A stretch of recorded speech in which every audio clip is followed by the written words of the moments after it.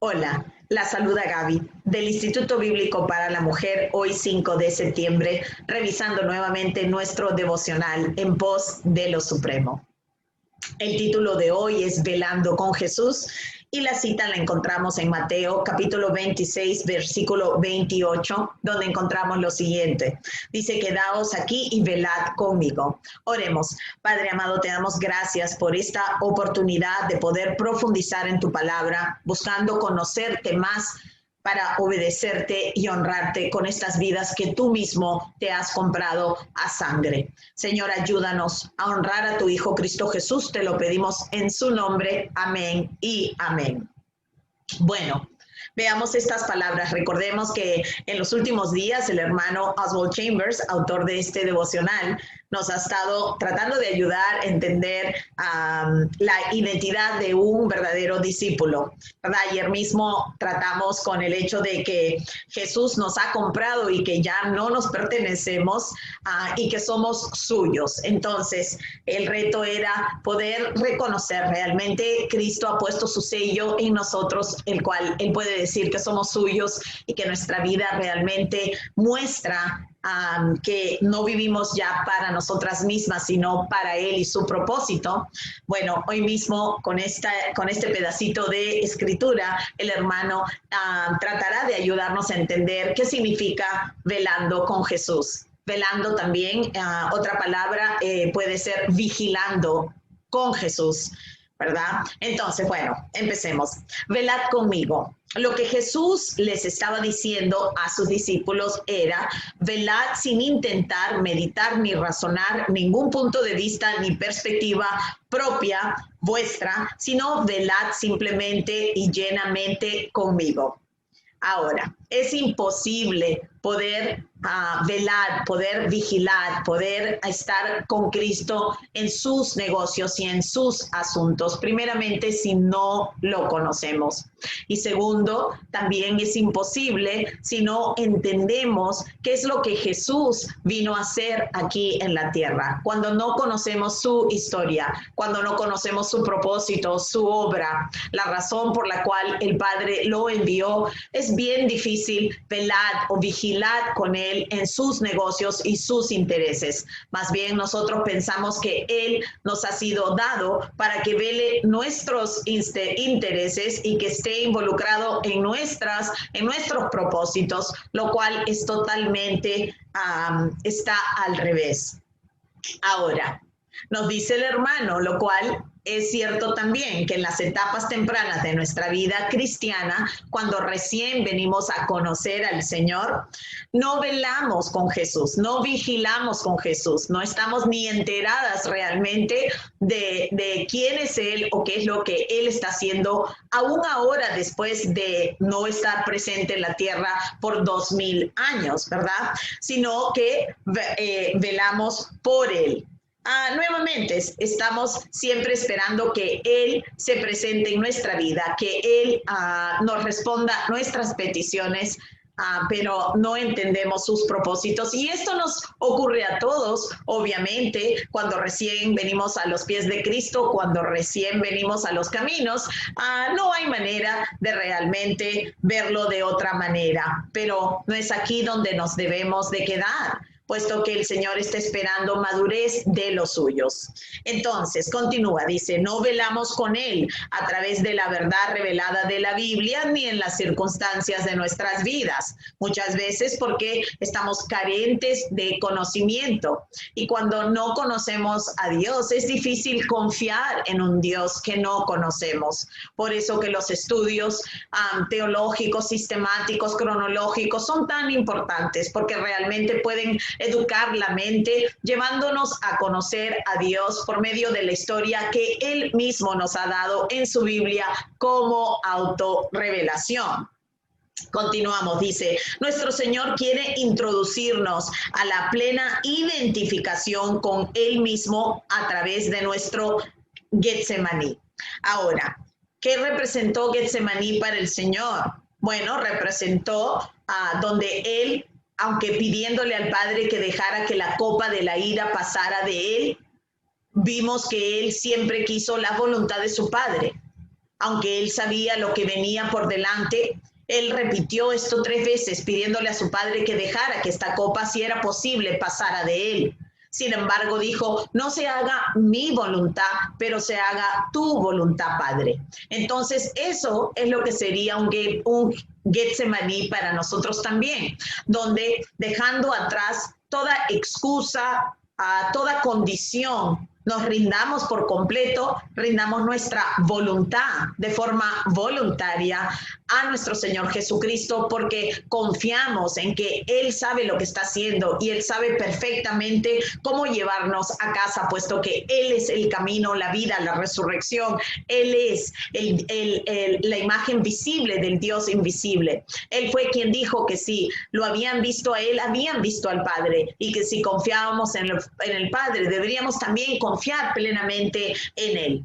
Pero, dice el hermano, rehusamos proseguir diciendo, no, Señor, no consigo ver el significado de esto y además es muy doloroso, ¿verdad? No nos ponemos a razonar cuando Dios nos está pidiendo que muramos a algo, de que entremos en nuestra negación de nosotros mismos para levantar nuestra cruz y seguirlo. Nosotros ahí argumentamos con Él, no queremos pasar por el costo. No queremos morir a nuestros deseos, morir a nuestras demandas, y por eso que se nos hace tan difícil identificarnos y velar con el Señor. Ahora empiezan las preguntas que el hermano siempre nos presenta como forma de autoexaminación, puesto que para esto mismo es el devocional, para ayudarnos a poner en práctica la teología que estamos aprendiendo leyendo la Biblia, ¿verdad? Dice, ¿y cómo podemos velar con alguien que es inescrutable? Bueno, sí, el Señor Jesús puede ser incomprensible en muchas maneras, especialmente cuando estamos inmaduros en nuestra fe y no podemos concebir las cosas que Él mismo vino a hacer aquí en la tierra. Por lo cual nosotros no pensamos que Él nos va a pedir algunas cosas, pero conociéndolo más y más podremos realmente seguirlo como el Dios vivo que Él es. Ahora, otra pregunta. ¿Cómo vamos a comprender suficientemente a Jesús para velar con Él en su Getsemaní cuando no sabemos por qué está padeciendo?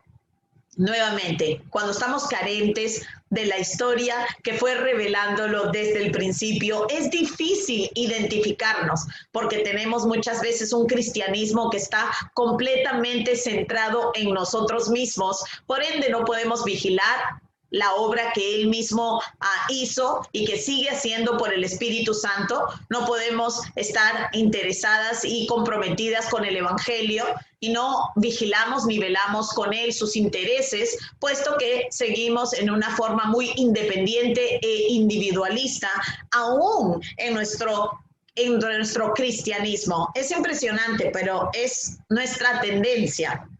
Dice, no sabemos cómo velar con Él, solo estamos acostumbradas a la idea de que Jesús vele con nosotros. Miren, pensamos que Jesús ha sido enviado del cielo para bendecirnos a nosotros con nuestro propósito, con nuestros sueños. Pensamos que le vamos a dar la oportunidad a Él de que lleve a cabo nuestros propósitos en nuestra vida, lo cual está completamente al revés. Cuando Dios, el Padre, nos ha rescatado por medio de la obra vicaria y expiatoria de Jesucristo, su Hijo, que vivió en nuestro lugar perfectamente bajo la ley, nunca pecando, que fue a la cruz voluntariamente a recibir justamente la ira que nos correspondía a nosotros, y lo hizo para obedecer a su Padre y para que nosotros fuéramos rescatados justamente.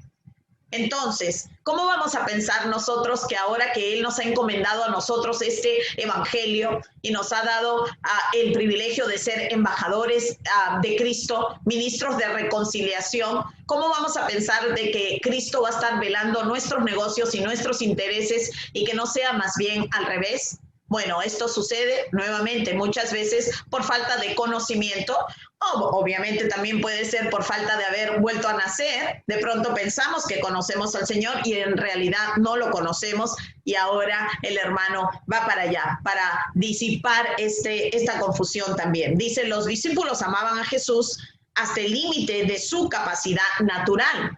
Acuérdense que esto era antes de la cruz, antes de la resurrección, pero no comprendían plenamente su propósito y por eso se quedaban dormidos.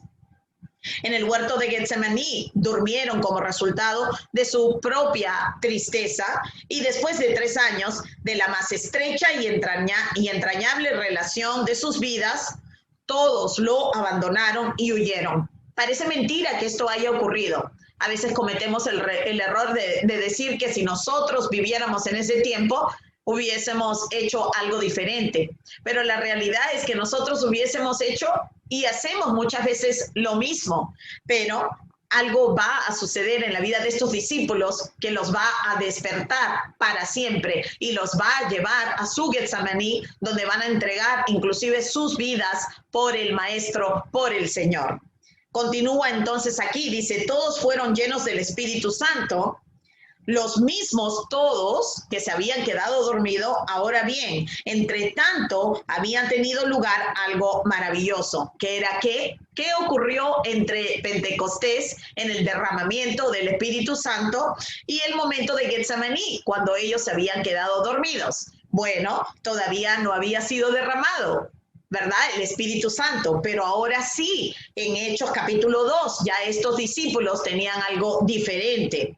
Dice, la muerte de nuestro Señor, su resurrección y ascensión, y los discípulos habían sido llenados por el Espíritu Santo, tal cual lo había prometido Dios en el Antiguo Testamento, ¿verdad? Este era un cumplimiento inclusive de Joel capítulo 2. Nuestro Señor había dicho, recibiréis poder cuando haya venido sobre vosotros el Espíritu Santo, ¿verdad? Antes de ascender, acuérdense que Él les dijo, quédense en Jerusalén, tienen que esperar la llegada del Espíritu Santo, el cual será enviado del Padre y del Hijo una vez que el Hijo estaba sentado a la diestra del Padre. Así que si tú también has reconocido a Cristo como el Señor y le has entregado tu vida a través del arrepentimiento y reconoces que eres un pecador en necesidad de un Salvador y sabes que la obra de Cristo es lo que te justifica, entonces tú también has recibido el Espíritu Santo, porque sin el Espíritu Santo no podemos realmente decir que Jesús de Nazaret, el Hijo de Dios, es Dios, que Él es el Señor. Pero ahora entonces debemos identificarnos con su Getsemaní, es decir, debemos entregar por completo nuestra voluntad y velar y vigilar los negocios de nuestro Padre, lo cual nos va a poner en oposición a casi todo el mundo que está vigilando más por sus negocios y no los negocios de nuestro Padre. Entonces termina el devocional con lo siguiente. Esto significaba que aprendieron a velar con Él el resto de sus vidas. Los discípulos que fueron llenos del Espíritu Santo, se refiere Oswald Chambers, velaron con Cristo para el resto de sus vidas. Casi todos perdieron sus vidas como mártires y nosotros también perderemos nuestra vida. De pronto no físicamente, pero todo lo que nosotros en un momento consideramos como nuestras vidas, Dios lo irá quitando de nuestras manos, puesto que Él tiene la verdadera vida y de eso realmente se trata el cristianismo. Así que, hermanas, a velar con Jesucristo. Amén. Nos vemos mañana. Gracias.